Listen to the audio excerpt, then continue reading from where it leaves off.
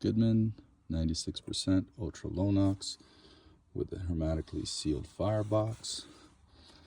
We have an issue with a pressure transducer.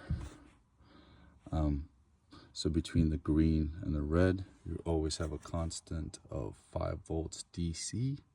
Between green and black, you should have a 0.25 to 0.50 volts DC. I have this jumped out at red white. It's calling for heat. Let's see what happens. Notice we have 0 volts DC. The unit is blinking. It does not get the signal that the transducer is in fact alive, and it's throwing a code of 2 blinks. And the code is, it says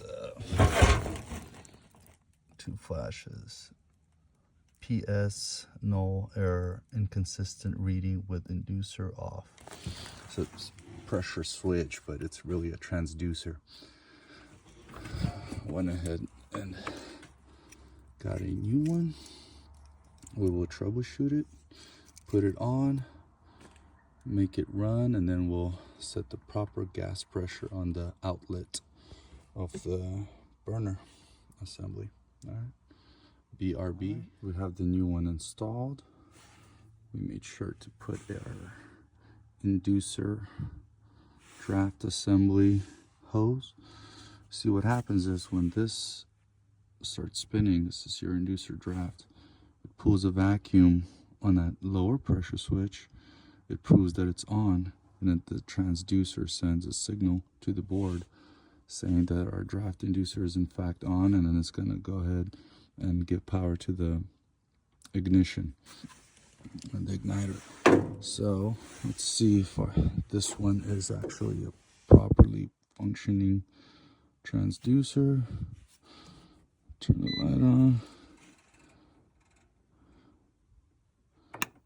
Okay, see, we have 0.268 volts.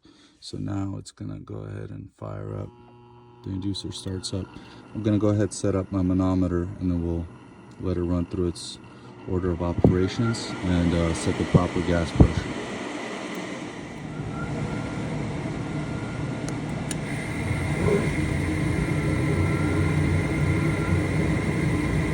See, our gas pressure is at 3.63. That's no bueno. How Mikey Pipe says, no bueno. They weren't testing, they were guessing.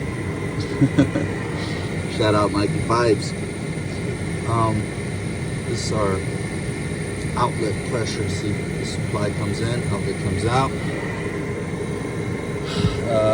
After some experience in dealing with these Ultra LOW Nox equipment that's mandated in the LA County, they run really hot. Very caliente. We need to put it at, we need to set it closer to 3 inches of water column. So that could be the reason why initially the this thing kind of scared me. That's why the transducer could have failed according to the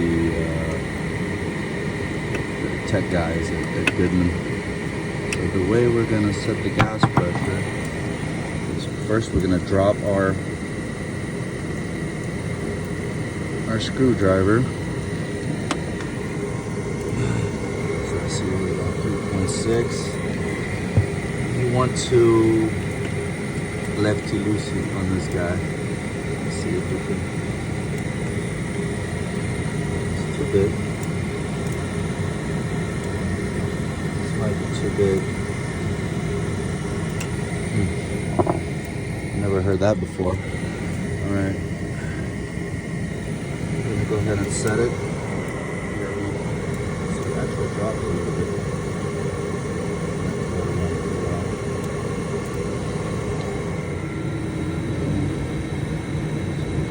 About 3.1, 3.01. So they said between 2.8 and 3.0. So because I already had 0.01 inches of water column, 0.1, I call this good. Thanks for sticking around and watching the video. I made this video simply because there's a lot of issues with these ultra low NOx furnaces, mainly because they overheat. I see some guys install these in place of the old equipment and they don't adjust the ductwork. You know, if you have a 80,000 BTU ultra low NOx furnace and they leave it on a 16-inch return duct, and they think it's gonna work, or if you're under supply, basically if you don't have that air moving across that heat exchanger, you're getting that unit very, very hot. So, and you know, you're gonna have problems. You definitely want to oversize the ductwork. Yes, it's a relatively new mandate here in LA County to use the ultra low NOx equipment. I mean, you could drive to Ventura and put in a regular style low NOx furnace with the exposed burners, but hey, we live in LA. Got to deal with their bullshit. Either that or put in heat pumps, you know. But the last two systems I put in this last week was one a package unit ultra low NOx, and I did a American Standard 60,000 BTU ultra low NOx, and they're very, very finicky. You just have to make sure to set your gas pressure and your airflow correctly. Peace.